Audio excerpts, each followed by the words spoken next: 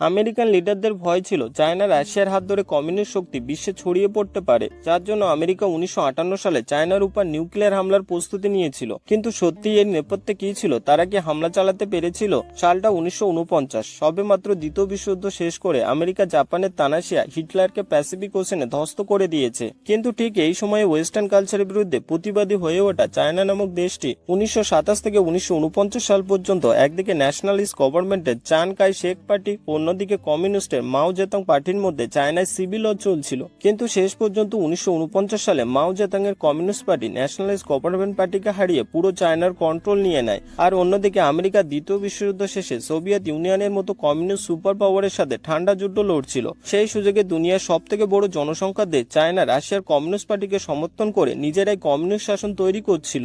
আর এই সময় আমেরিকান রাজনীতিকদের ভয় ছিল রাশিয়া চায়নার কমিউনিস্ট শক্তি কোরিয়া, ভিয়েতনাম, সাউথ এশিয়া সহ অন্যান্য দেশে ছড়িয়ে পড়তে পারে।